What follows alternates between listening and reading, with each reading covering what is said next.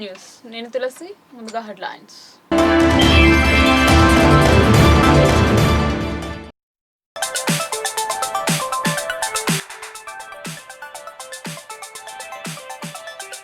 నెరవేరిన నగరవాసుల స్వంతింటి కళ. 400 మంది లబ్ధిదారులకు ఇంటి మంజూరు పత్రాలను అందజేసిన మంత్రి పొంగులేటి.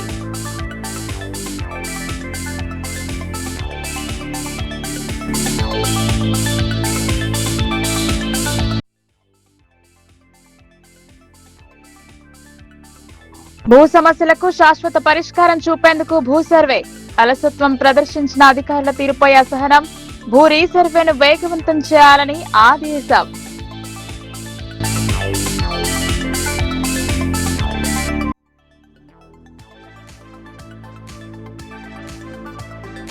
జిల్లా కేంద్రంలో మంత్రి సుడిగాలి పర్యటన.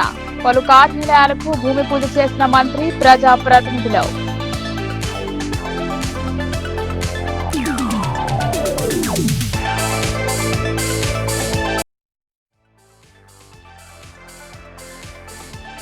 (22A) బాధ్యత వహిస్తూ మంత్రి రాజీనామా చేయాలని బీజేపీ డిమాండ్.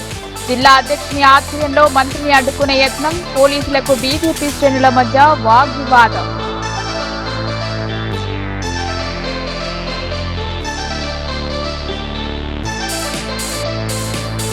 బీడీ కార్మికులందరికీ జీవన భృతి అందించాలి. చేయూతలో అందరికీ అవకాశం కల్పించాలని నగరంలో భారీ ర్యాలీ.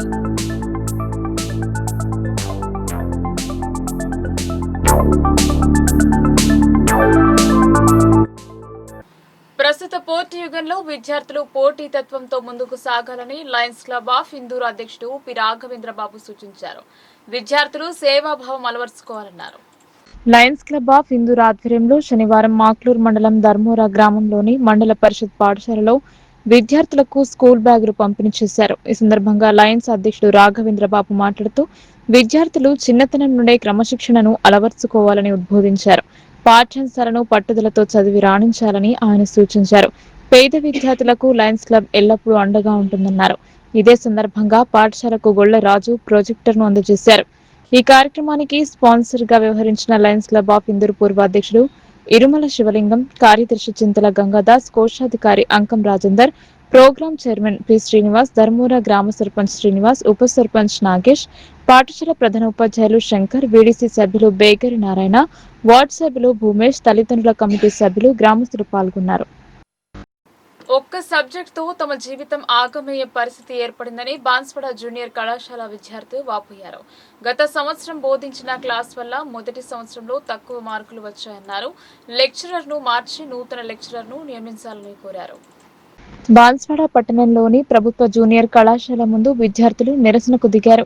కళాశాలలో జువాలజీ, సివిక్స్ బోధిస్తున్న ఆ సబ్జెక్టు తమకు అర్థం కావడం లేదు. జువాలజీ బోధన చేస్తున్న అధ్యాపకుడు సక్రమంగా పాఠ్యాంశాన్ని బోధించకపోవడంతో తాము తీవ్రంగా నష్టపోతున్నామని పేర్కొన్నారు. ప్రస్తుతం ఉన్న లెక్చరర్ ను బదిలీ చేసి అతని స్థానంలో మరో లెక్చరర్ ను నియమించాలని కోరారు.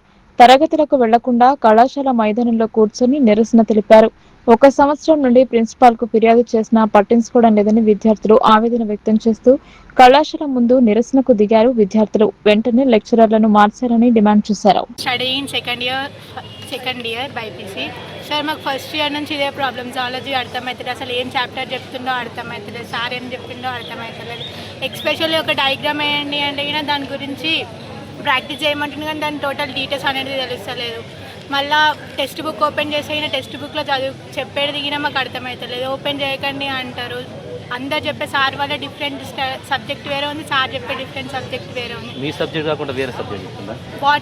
సబ్జెక్ట్ వేరే చెప్పడం కాదు సార్, తెలుగులో చెప్తాడు, తెలుగు వాళ్ళకి అర్థమవుతలేదు. వేరే లెక్చరర్ కావాలి sir. Shyam Sundar, P Shyam Sundar. I'm from BiPC second year. నేను జువాలజీ సెకండ్ ఇయర్ చదువుతున్నా. ఏ college? Goud college, Banswada government junior college. BiPC second year చదువుతున్నా. ఫస్ట్ ఇయర్లో నాకు జువాలజీలో తక్కువ మార్క్స్ వచ్చినాయి. రావడం వల్ల నాకు జువాలజీ సబ్జెక్ట్ ఏం అర్థం కాలేదు. జువాలజీలో రావడం కారణం మాకు సార్ మంచి చెప్పలేడు, ఏది కూడా డీటెయిల్గా చెప్పలేదు. వేరే సబ్జెక్ట్తో కంపేర్ చేస్తే మేము జువాలజీలో చాలా వీక్ ఉన్నాం. మాకు నీట్ అండ్ ఎంసెట్లో అసలు ర్యాంక్ అనేది 0 వస్తుంది జువాలజీ సబ్జెక్ట్లో. ఒక్క సబ్జెక్ట్ వల్ల మాకు మార్క్స్ అన్ని ర్యాంకే తగ్గిపోయింది బైపీసీలో అని. మేము మాకు కొత్త ఫ్యాకల్టీ కావాలని కోరుకుంటున్నాం. 22A బాధ్యత వహిస్తూ రాష్ట్ర మంత్రి పొంగులేటి శ్రీనివాసరెడ్డి రాజీనామా చేయాలని బీజేపీ డిమాండ్ చేసింది. కలెక్టరేట్ లో జిల్లా అభివృద్ధికి సంబంధించిన అంశాలపై సమీక్ష జరుపుతున్న సమయంలో బీజేపీ శ్రేణులు ఒక్కసారిగా కలెక్టరేట్ కు చేరుకుని రాజీనామా చేయాలని డిమాండ్ చేశారు. దీంతో పరిస్థితి ఒక్కసారి ఉద్రిక్తతకు దారితీస్తుంది. నిజామాబాద్ కలెక్టరేట్ ప్రాంగణం నినాదాలతో హోరెత్తిపోయింది. 22A బాధ్యత వహిస్తూ మంత్రి పొంగులేటి రాజీనామా చేయాలని డిమాండ్ చేస్తూ బీజేపీ జిల్లా అధ్యక్షుడు దినేష్ ఆధ్వర్యంలో నిరసన ధర్నా చేపట్టి ప్రభుత్వానికి వ్యతిరేకంగా నినాదాలు చేశారు. తామేమీ తక్కువ కాదని కాంగ్రెస్ శ్రేణులు సైతం ప్రతి నినాదాలు చేశారు. పరిస్థితి అదుపులో ఉండేందుకు పోలీసులు బీజేపీ నాయకులను అరెస్టు చేసే సందర్భంలో ఉద్రిక్తత పరిస్థితి ఏర్పడింది. తెలంగాణ పోలీస్ వ్యవస్థ కాంగ్రెస్ కు అనుకూలంగా మారిందని ఆరోపించారు. 22A విషయంలో బాధ్యులైన వారి పట్ల చర్యలు తీసుకుంటామని చెప్పిన వారు నైతిక బాధ్యత వహిస్తూ రాజీనామా చేయాలన్నారు. పోలీసుల అరెస్టుతో ఒక్కసారి వాతావరణం ఉద్రిక్తతకు దారితీసింది. అరెస్టు చేసిన వారిని పోలీస్ స్టేషన్ కు తరలించారు. కాంగ్రెస్ కు ఒక నీతి, మరొకరికి మరో నీతి అని ప్రశ్నించారు బీజేపీ జిల్లా అధ్యక్షులు దినేష్ కులాచారి.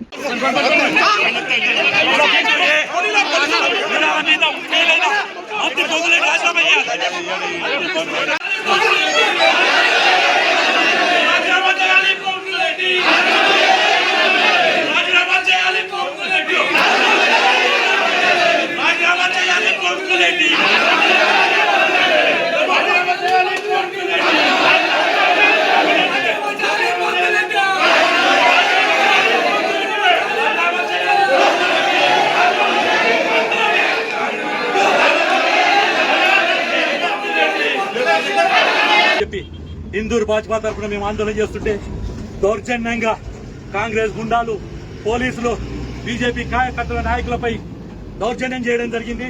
దీని జులుం వేసేసి నేను ఒకటే అడుగుతున్నా శ్రీనివాస్ రెడ్డిని, నిన్న రాహుల్ గాంధీని అడుగుతున్నా నేను, నిన్న ఏదైతే మా మంత్రి తప్పు లేకుండా ప్రమోద్ ఏదైతే మా విద్యాశాఖ మంత్రి ఉన్నాడో ధర్మేంద్ర ప్రధాన్ గారిని రాజీనామా చేయించారో, ఇవాళ తప్పు నాదని చెప్పినా కానీ పొంగులేటి ఎందుకు రాజీనామా చేస్తలేడు అని అడుగుతున్నాడు.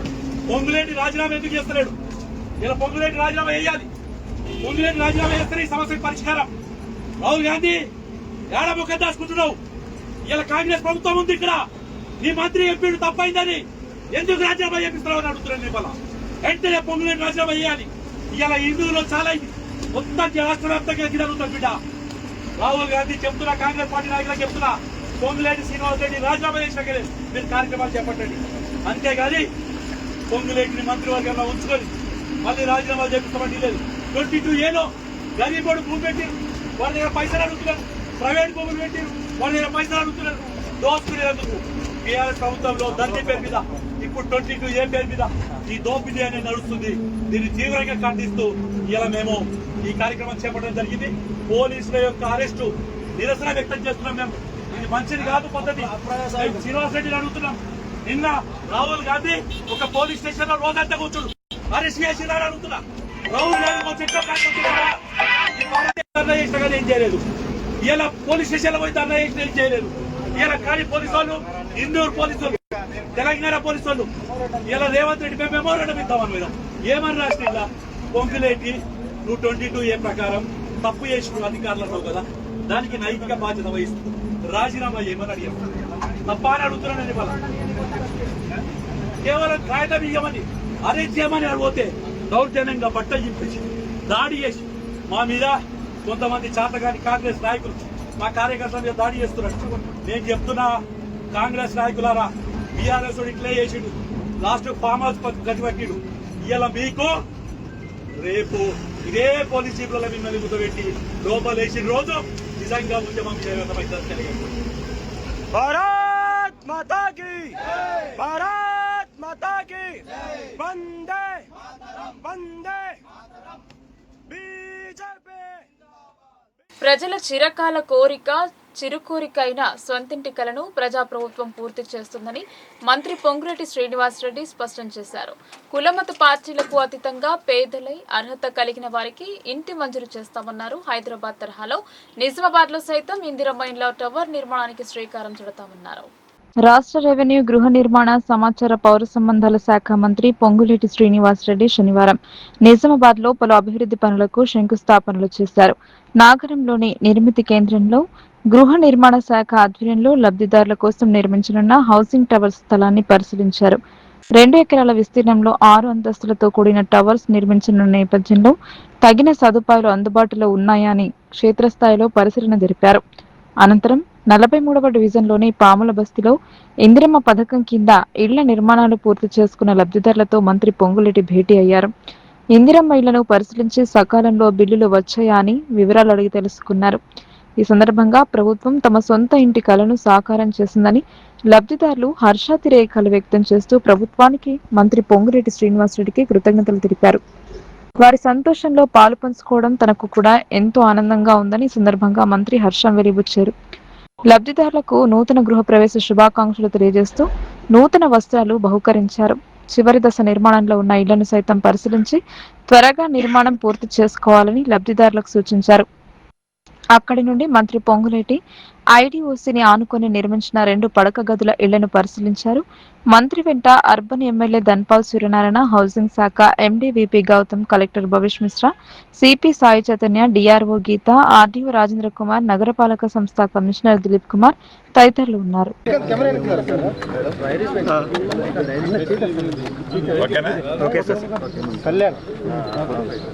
ఈరోజు నిజామాబాద్ ప్రాపర్ ఏదైతే రాష్ట్ర ప్రభుత్వం ప్రతిష్టాత్మకంగా ఇందిరమ్మ ఇళ్ల కార్యక్రమంలో భాగంగా పేదవాడి చిరకాల కోరిక, చిరు కోరిక, పేదవాడి ఆత్మగౌరవానికి చిహ్నంగా ఇల్లు కట్టుకోవాలనే కోరికని ఈ రాష్ట్ర ప్రభుత్వం నిర్వహిస్తుందో దాంట్లో భాగంగా మొదట విడత ఇచ్చిన రాష్ట్ర వ్యాప్తంగా 4.5 లక్షలు ఏదైతే ఇల్లు ఇచ్చామో దాంట్లో భాగం నిజామాబాద్ అర్బన్ టౌన్లో కూడా కొంతమంది ఇళ్ళు కట్టుకోవడం జరిగింది.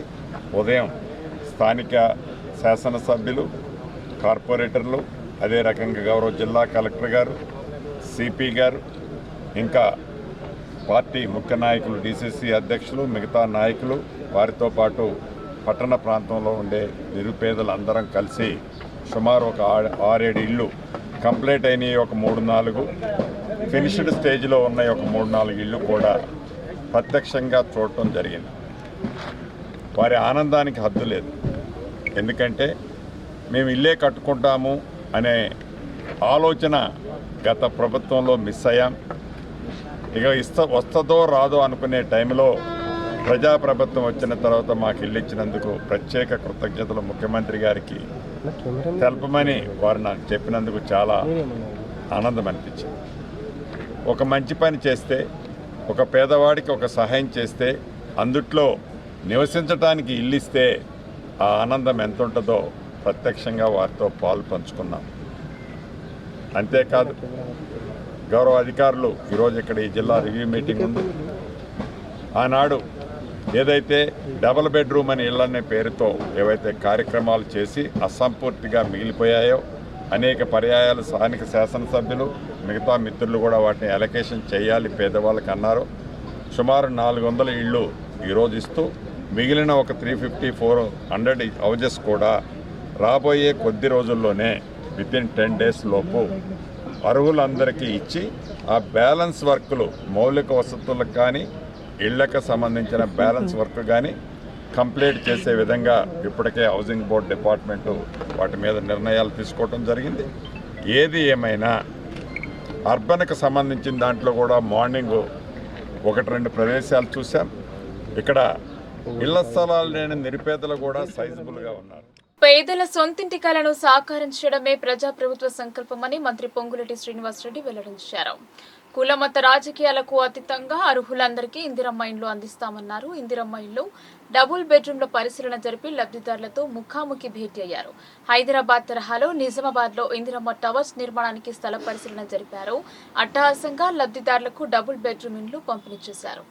నిజామాబాద్ నగరంలోని రాజీవ్ గాంధీ ఆడిటోరియంలో లబ్ధిదారులకు డబుల్ బెడ్రూమ్ ఇండ్ల పంపిణీ కార్యక్రమం జరిగింది.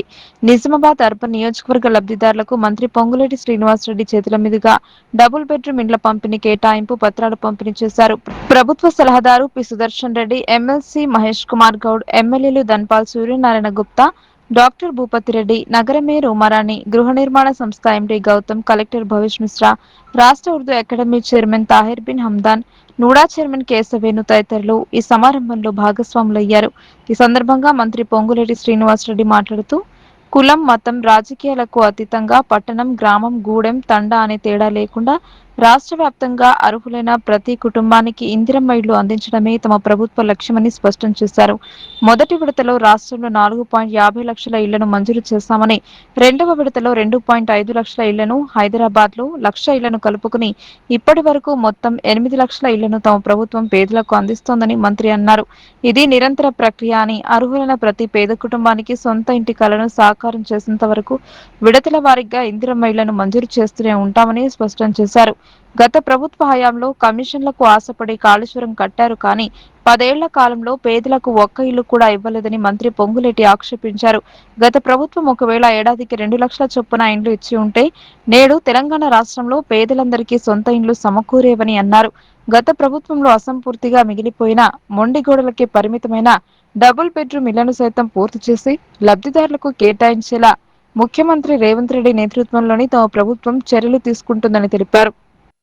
ఇందులో భాగంగానే నిజామాబాద్ నగరంలో ప్రస్తుతం 400 మంది లబ్ధిదారులకు 2 పడక గదుల ఇళ్లను పంపిణీ చేస్తున్నామని, వారం 10 రోజుల్లో మరో 300 మందికి అందజేస్తామని అన్నారు. ఇళ్ల కేటాయింపులు పూర్తి పారదర్శకంగా జరిగేలా, అర్హులైన వారికే దక్కేలా చర్యలు తీసుకున్నామని అన్నారు. పట్టణాలు, నగరాలలో ఇళ్ల స్థలాలు లేని నిరుపేదల కోసం హైదరాబాద్ తరహాలోనే ఇందిరమ్మ టవర్స్ నిర్మాణం కోసం చర్యలు తీసుకుంటున్నామని, ఇందులో భాగంగానే నిజామాబాద్ నగరంలో హౌసింగ్ బోర్డుకు చెందిన నాగారం నిర్మితి కేంద్రం వద్ద ప్రయోగాత్మకంగా ఇందిరమ్మ టవర్స్ నిర్మించేందుకు స్థలాన్ని పరిశీలించామని తెలిపారు. పర్వాలేదు, చిట్ట చివరికి నువ్వు కాంగ్రెస్ పార్టీ కాకపోయినా పర్వాలేదు, నీకు ఇల్లు ఇచ్చి తీరుతామని మొదట విడత రాష్ట్ర వ్యాప్తంగా 4.5 లక్షల ఇల్లు ఇచ్చాం. రెండో విడత 2.5 లక్షల ఇల్లు రేపో మాపో మళ్ళీ మీ గ్రామాల్లో ఇవ్వబోతున్నాం. 2 సార్లు ఇచ్చి మా దగ్గర డబ్బు లేదు, అయిపోయిందని చెప్పాం. 3ఓసారి ఇస్తాం, 4ఓసారి ఇస్తాం. రాష్ట్ర వ్యాప్తంగా ప్రతి ఆడబిడ్డ అర్హులైన వాళ్ళు ఎవరైతే ఉన్నారో, కులము, మతము, ప్రాంతం అని అడగకుండా అర్హులైన ప్రతి ఆడబిడ్డకి ఇల్లు మన ప్రభుత్వంలో ఇందిరమ్మ ఇల్లు ఇచ్చి తీరుతాము. ఆనాటి ప్రభుత్వం లాగా ఇందాక పెద్దలు చెప్పినట్లు పింక్ కలర్ షర్ట్ తొడుక్కున్న వాళ్ళకి ఆనాటి ప్రభుత్వం ఇచ్చేది. ఈనాడు అర్హులున్న వాళ్ళు పింక్ కలర్ తొడుక్కొని ఉన్నా వాళ్ళకు కూడా ఇందిరమ్మ ఇల్లు ఇచ్చే పెద్ద మనసు ఈ ప్రభుత్వానికి ఉంది. అది ఇందిరమ్మ ప్రభుత్వం అంటే. అంతేకాదు, ఇందాక పెద్దలు సుదర్శన్ రెడ్డి గారు, స్థానిక శాసనసభ్యులు భూపతి రెడ్డి గారు, అదే రకంగా పిసిసి అధ్యక్షులు అడిగారు, హైదరాబాద్ లో భూమి లేని కారణంగా ప్రభుత్వ స్థలాల్లో మీరు మంచి ఇందిరమ్మ టవర్లు కట్టిస్తున్నారన్నా, మా దగ్గర కూడా కట్టించి ఇవ్వాలి.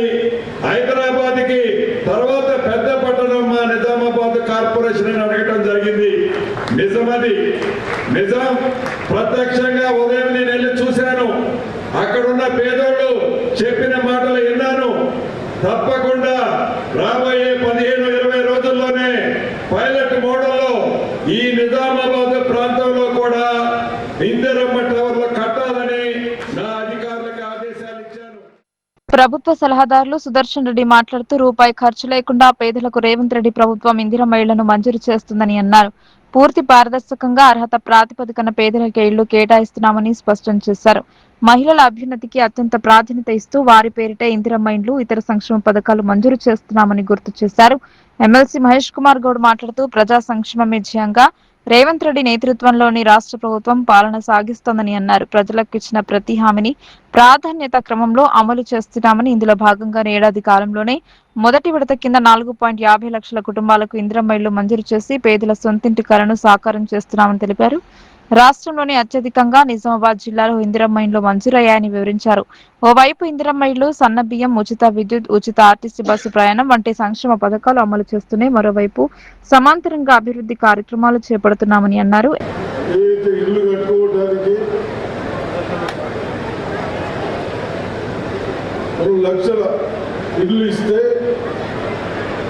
అది బాగా అవుతున్నా, ఏం ప్రాబ్లమ్స్ ఉన్నాయి మా కథలు చెల్లెలకు అడిగి తెలుసుకుందామన్న ఉద్దేశంతో వచ్చేసిన పెద్దలు పొంగులరెడ్డి శ్రీనివాసరెడ్డి గారికి, అదేవిధంగా మిత్రుడు మన తెలంగాణ పిసిసి ప్రెసిడెంట్ రథసారథి మహేష్ గౌడ్ గారికి, భూపతి రెడ్డి గారికి, నిజామాబాద్ ఎమ్మెల్యే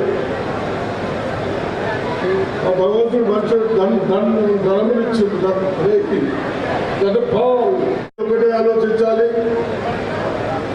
మన పార్టీ వచ్చిన తర్వాత కాంగ్రెస్ పార్టీ చిన్న వాళ్ళని దృష్టిలో పెట్టుకొని గత 70 సంవత్సరాల నుంచి ఏ విధంగా చేయాలి, భారతదేశం ఏ విధంగా బాగుపడాలి అందరికీ. ఆ రోజు నెహ్రూ గారు కానీ అందరూ పెద్దవాళ్ళు వాళ్ళు చేసిన పనిని చిన్న వాళ్ళ వరకు పోయడానికి, కనీసం ఉండటానికి ఒక గూడు కావాలి అన్న ఆలోచనతో గతంలో 2 లక్షలు 3 లక్షలు ఇస్తే ఆ ఇల్లే కాదు, ఇప్పుడు 5 లక్షలు కూడా ఇచ్చి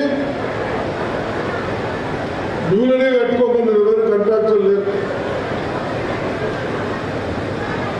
ఆ విధంగా కట్టుకొని ఇంకా అవసరమైతే మీరు కొంత ఎక్కువ కట్టుకున్నా మీ దానికి కూడా పర్మిషన్ ఇస్తా ఉన్నారు. ఇప్పుడు చెప్పారు మా అక్కలు చెల్లెలు దయచేసి రండి, ఎక్కడ కూడా నా మంచి మీ మంచి చూస్తలేదు. చిన్న వాళ్లకు, ఇల్లు లేని వాళ్లకు పార్టీలకు అతీతంగా గత పార్టీలు, గత ప్రభుత్వాల్లో ఉన్న పార్టీలు ముందు మా పార్టీ వాడికి ఇల్లు, మా పార్టీ వాడికి ఇవన్నీ పక్కన పెట్టేశాం. ఎమ్మెల్యేలు ధన్పాల్ సూర్యనారాయణ గుప్తా, డాక్టర్ భూపతి రెడ్డిలు మాట్లాడుతూ డబుల్ బెడ్రూమ్ ఇండ్ల పంపిణీ పట్ల హర్షం వెలిబుచ్చారు. ఈ కార్యక్రమంలో కార్పొరేటర్లు, మేయర్ ఉమారాణి, ఇతర ప్రజాప్రతినిధులు, పలు శాఖల అధికారులు పాల్గొన్నారు. 3 లక్షలు ఇస్తా అని చెప్పి సగం కూడా ఇవ్వలేని పరిస్థితి. ఎందుకంటే కేంద్ర సహకారం ఏదైతే ఇచ్చిన తర్వాత ఆ లెక్కలు చూపట్టకుండా మొత్తం మధ్యన ఆగిపోయింది. అదొక పెద్ద స్కామ్. దాని తర్వాత ఈ కాంగ్రెస్ ప్రభుత్వం వచ్చిన తర్వాత ప్రతి ఒక్క పేదోడికి స్థలంతో పాటు 5 లక్షల రూపాయలు ఇస్తా అని ఇచ్చిన హామీ మొదటి సంవత్సరం కాకుండా కానీ 2వ సంవత్సరము ఆర్థిక ఇబ్బందుల వల్ల 2వ సంవత్సరము L1 స్థలం ఉన్న వాళ్లకు ఇందిరమ్మ ఇల్లు కేటాయించడం జరిగింది. దాంతో ముఖ్యంగా అర్బన్ విషయానికి వస్తే 3500 ఇల్లు ఏదైతే కేటాయించిందో మొదటి దఫా ఇక్కడ ఎలిజిబిలిటీ మార్కింగ్ అయింది కేవలం 1500 లోపే. అందుకే మంత్రి వారికి నేను అనేక సార్లు విన్నవించుకున్నా, అది కలవడం కూడా జరిగింది. ఈరోజు కూడా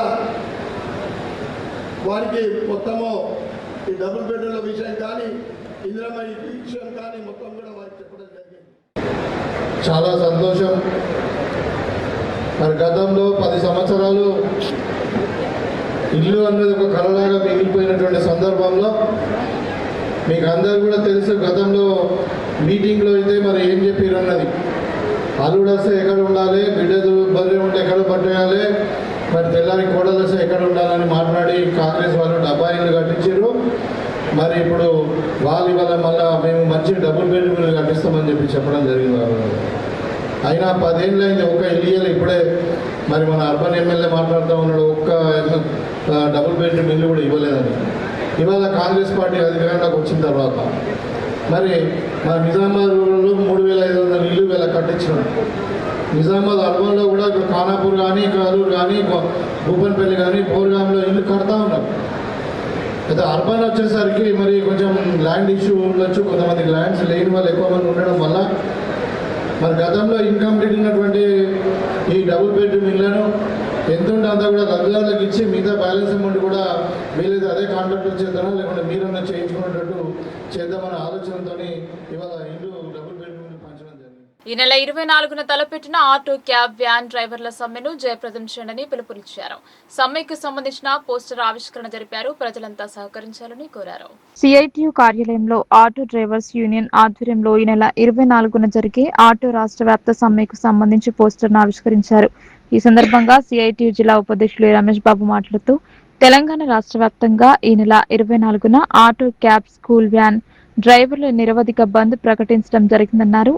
అనేక మంది నిరుద్యోగులు ఉపాధి కోసం ప్రభుత్వాలపై ఆధారపడకుండా అప్పులు చేసి ఆటోలు కొనుక్కొని ప్రజలకు రవాణా సౌకర్యాన్ని కల్పిస్తూ జీవనోపాధిని పొందుతున్నారని, అటువంటి ఆటో డ్రైవర్లను ఆదుకోవాల్సిన బాధ్యత ప్రభుత్వంపై ఉందని ఆయన అన్నారు. తెలంగాణ రాష్ట్రంలో కాంగ్రెస్ పార్టీ తమ ఎన్నికల మేనిఫెస్టోలో అధికారంలోకి వస్తే ఆటో డ్రైవర్లకు సంవత్సరానికి 12,000 రూపాయలు ఇవ్వడం జరుగుతుందని ప్రకటించారని, కానీ నేటికి దాన్ని అమలు జరపడం లేదన్నారు. పక్క రాష్ట్రం ఆంధ్రప్రదేశ్లో 15,000 రూపాయలు ఆటో డ్రైవర్లకు ఇస్తున్నారని ఆయన అన్నారు.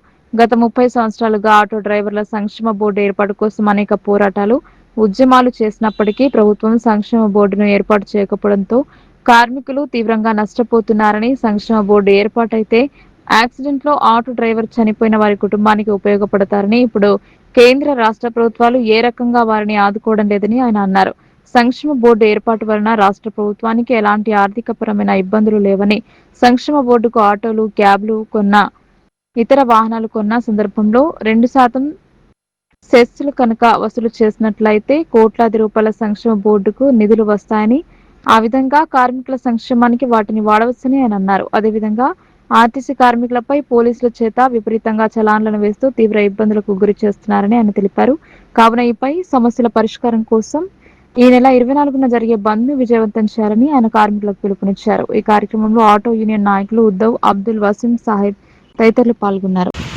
ఏదైతే ఆటో, క్యాబ్ డ్రైవర్స్ యొక్క సమస్యలను పరిష్కరించాలని డిమాండ్ చేస్తూ ఆటో కార్మికులకు అట్లాగే ట్రాన్స్పోర్ట్ కార్మికులకు వెల్ఫేర్ బోర్డును ఏర్పాటు చేయాలనేటువంటి డిమాండ్తో పాటు ఈరోజు ఆటో కార్మికులకి ఏదైతే ఈరోజు చలాన్ల పేరుతోటి వేధింపులకు గురి చేస్తూ ఉన్నారో ఆ చలాన్ల విధానాన్ని ఉపసంహరించుకోవాలనేటువంటి డిమాండ్ తోటి సిఐటియు, ఏఐటియుసి, ఐఎన్టీయూసి, బీఆర్ఎస్టియు తదితర అన్ని కార్మిక సంఘాలు రాష్ట్ర వ్యాప్తంగా బంద్కు పిలుపునివ్వటం జరిగింది.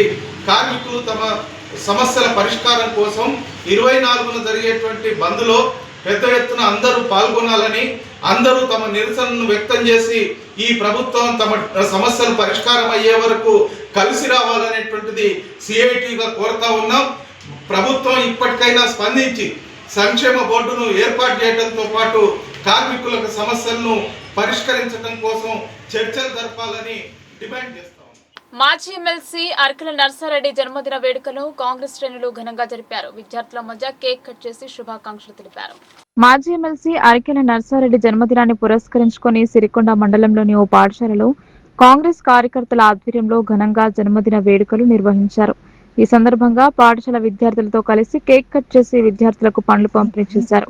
ఈ సందర్భంగా కాంగ్రెస్ నాయకులు మాట్లాడుతూ మాజీ ఎమ్మెల్సీ అరకల నర్సారెడ్డి నిండు నూరేళ్లు ఆయురారోగ్యాలతో సుఖ సంతోషాలతో జీవించాలని ఆకాంక్షించారు. ప్రజలకు మరింత సేవ చేసే అవకాశం ఆయనకు లభించాలని, భవిష్యత్తులో ఉన్నత హోదాల్లో అనేక పదవులు చేపట్టి ప్రజాసేవలో ముందుకు సాగాలని మనస్ఫూర్తిగా కోరుకుంటున్నట్లు తెలిపారు. అనంతరం విద్యార్థులకు పండ్లు పంపిణీ చేసి నర్సారెడ్డికి జన్మదిన శుభాకాంక్షలు తెలిపారు. కాంగ్రెస్ పార్టీ కార్యకర్తలు, నాయకులు పెద్ద సంఖ్యలో పాల్గొన్నారు. కాంగ్రెస్ సీనియర్ నాయకులు అరకెల నర్సారెడ్డి గారి జన్మదిన శుభాకాంక్షలు తెలుపుతూ మరెన్నో పుట్టినరోజులు జరుపుకోవాలని చెప్పేసి ప్రజల మనిషి, జననేత, అందరికీ ఆశాజ్యోతి, అందరి కలుపుకునే పోయే వ్యక్తి, మరెన్నో పుట్టినరోజులు జరుపుకోవాలని, మరి ఆరోగ్యాలతో మంచిగా ఉండాలని, కులాలకు మరియు మతాలకు అన్నిటికీ అతీతంగా అందరికీ పార్టీలకు అతీతంగా పనిచేసిన వ్యక్తి, మంచిగా ఉండాలని, ఆరోగ్యంతో మంచిగా ఉండాలని కోరుతున్నాను. రాష్ట్ర ప్రభుత్వం చేయూత పథకంలో బీడీ కార్మికులకు జీవన భృతి ఇవ్వాలని లేనిచో ఆందోళనలు ఉధృతం చేస్తామని తెలంగాణ ప్రగతిశీల బీడీ వర్కర్స్ యూనియన్ రాష్ట్ర అధ్యక్షులు వనమాల కృష్ణ అన్నారు. బీడీ కార్మికులందరికీ జీవన భృతి ఇవ్వాలని డిమాండ్ చేశారు.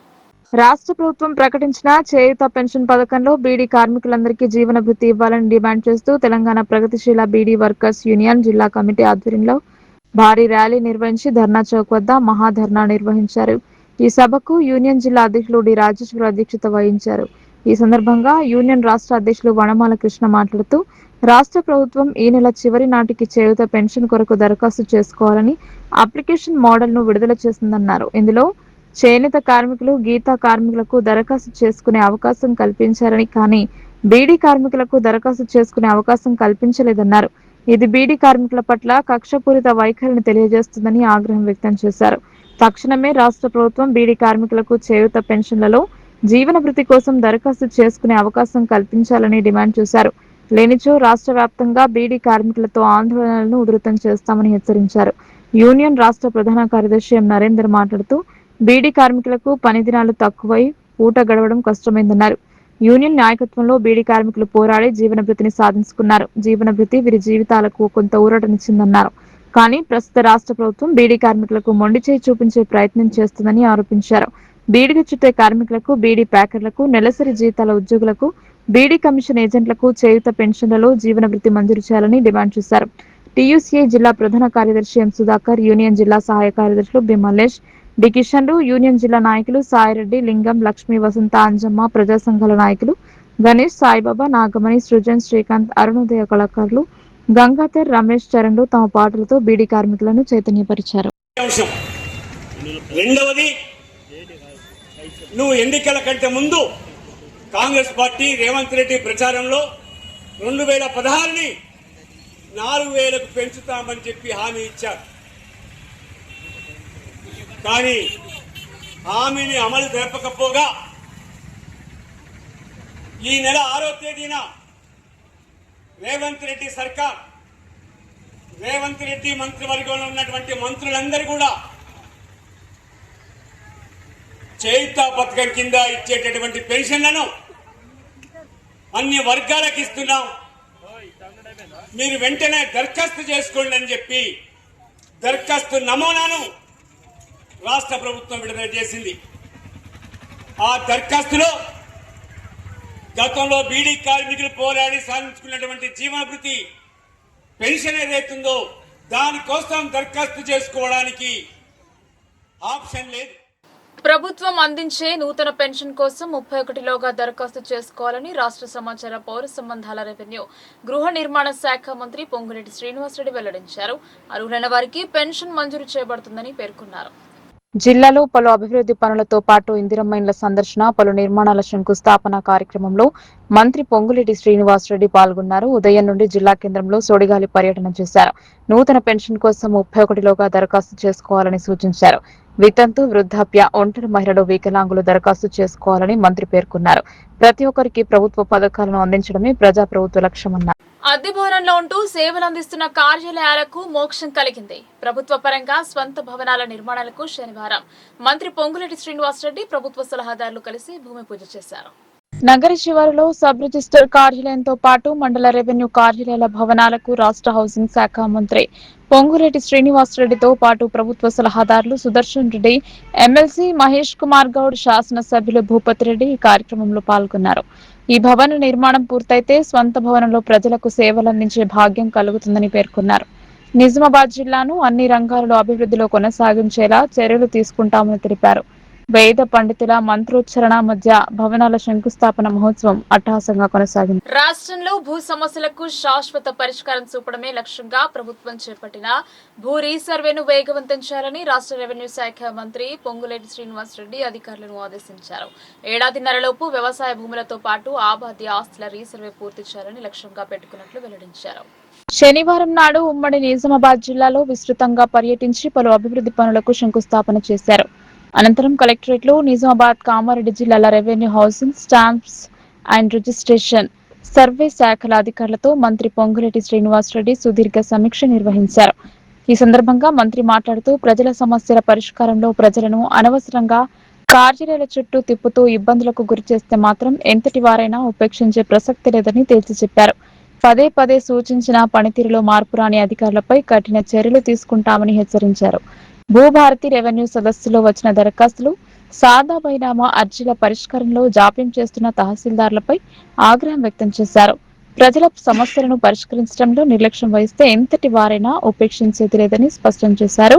రాష్ట్రంలోని భూ సమస్యలకు శాశ్వత పరిష్కారం చూపేందుకే ప్రభుత్వం రీసర్వే చేపడుతోందని తెలిపారు. ఏడాదిన్నరలోపు వ్యవసాయ భూములతో పాటు ఆబాది ఆస్తుల రీసర్వే పూర్తి చేయాలని లక్ష్యంగా పెట్టుకున్నట్లు వెల్లడించారు. తొలి దశలో ప్రతి జిల్లాలో 70 గ్రామాల్లో రీసర్వే కొనసాగుతుందన్నారు. రీసర్వే జరుగుతున్న గ్రామాల్లో కలెక్టర్లు, రెవెన్యూ అధికారులు క్షేత్రస్థాయిలో విస్తృతంగా పర్యటించి సమస్యలను అక్కడికక్కడే పరిష్కరించేలా చర్యలు తీసుకోవాలని ఆదేశించారు. ఈ సమీక్షా సమావేశంలో ప్రభుత్వ సలహాదారు పి సుదర్శన్ రెడ్డి, పోచారం శ్రీనివాస్ రెడ్డి, ఎమ్మెల్సీ మహేష్ కుమార్ గౌడ్, ఎమ్మెల్యేలు ధన్పాల్ సూర్యనారాయణ గుప్తా, డాక్టర్ భూపతి రెడ్డి, కలెక్టర్ భవేష్ మిశ్రా, వివిధ మండలాల తహసీల్దార్లు, ఇతర అధికారులు హాజరయ్యారు. ఉమ్మడి నిజామాబాద్ సంబంధించిన కామారెడ్డి, నిజామాబాద్ జిల్లాలోని revenue, housing, stamps and registration, survey ఈ 4 డిపార్ట్మెంట్లకు సంబంధించిన అంశాలు మండల స్థాయిలోని మండల రెవెన్యూ ఆఫీసరు, అదే రకంగా మండల స్థాయిలోని సర్వేర్ దగ్గర నుంచి మొదలగాయితూ రాష్ట్ర స్థాయిలోని ప్రిన్సిపల్ సెక్రటరీల వరకు ఈ సమావేశంలో పాల్గొనడం జరిగింది. స్థానిక శాసనసభ్యులు సుదర్శన్ రెడ్డి గారు, అదే రకంగా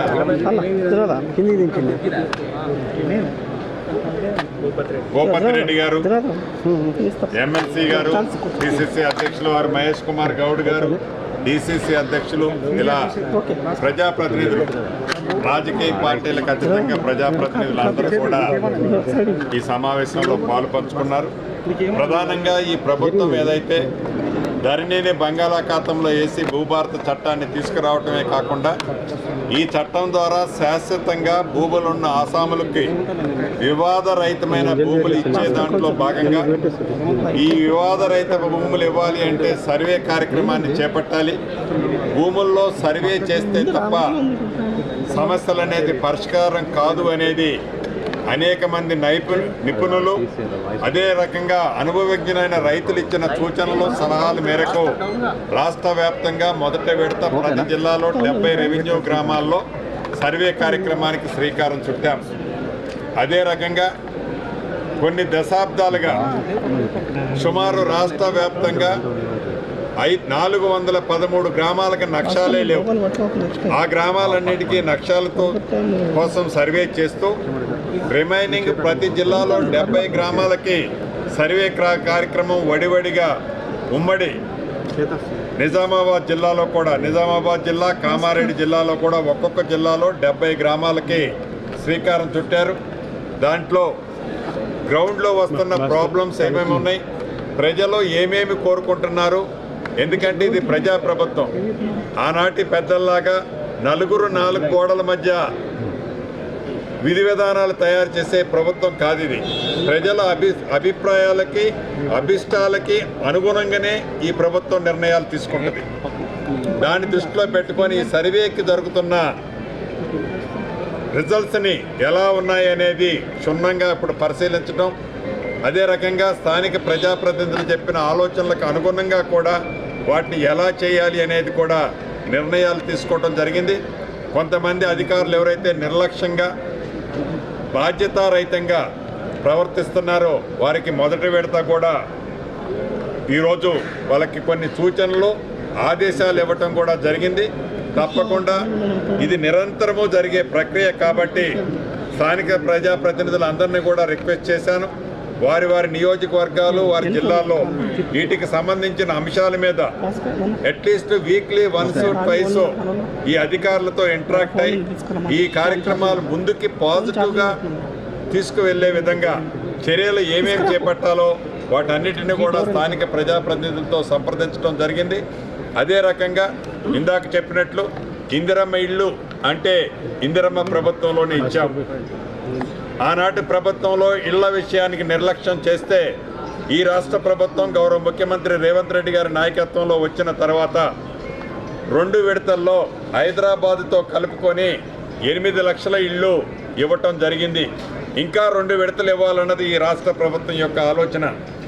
ప్రత్యేకంగా ఈ నిజామాబాద్ కార్పొరేషన్ పరిధిలో ఇళ్ల స్థలాలు లేవు అనేది స్థానిక ప్రజాప్రతినిధులు పెద్దలు సుదర్శన్ రెడ్డి గారు కానీ, అదే రకంగా మహేష్ కుమార్ గౌడ్ గారు, మిగతా మిత్రుల సూచనలకు అనుగుణంగా హైదరాబాద్లో ఏ రకంగా అయితే ఇందిరమ్మ టవర్స్ కడుతున్నామో, పేదవాళ్ళకి ప్రభుత్వ స్థలంలోనే ఇళ్ళు కట్టించి ఇచ్చే కార్యక్రమం చేపట్టామో, అదే కార్యక్రమం ఈ నిజామాబాద్లో కూడా కావాలని అడిగారు.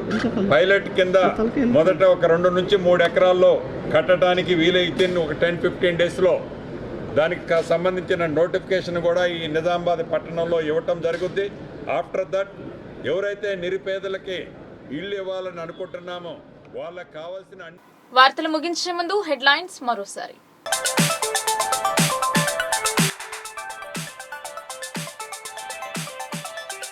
నెరవేరిన నగరవాసుల స్వంతింటి కళ 400 మంది లబ్ధిదారులకు ఇంటి మంజూరు పత్రాలను అందజేసిన మంత్రి పొంగులేటి.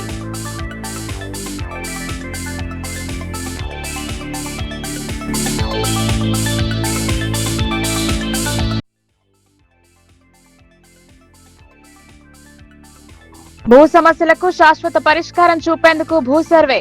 అలసత్వం ప్రదర్శించిన అధికారుల తీరుపై అసహనం. భూ రీసర్వేను వేగవంతం చేయాలని ఆదేశం.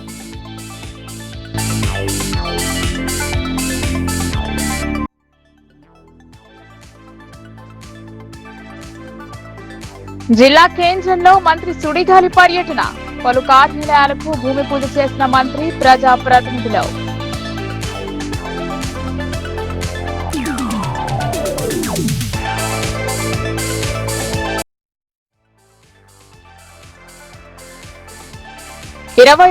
కు బాధ్యత వహిస్తూ మంత్రి రాజీనామా చేయాలని బీజేపీ డిమాండ్.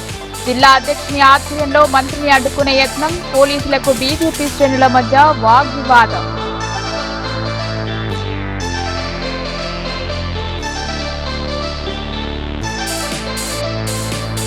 బీడీ కార్మికులందరికీ జీవన భృతి అందించాలి. చేయూతలో అందరికీ అవకాశం కల్పించాలని నగరంలో భారీ ర్యాలీ.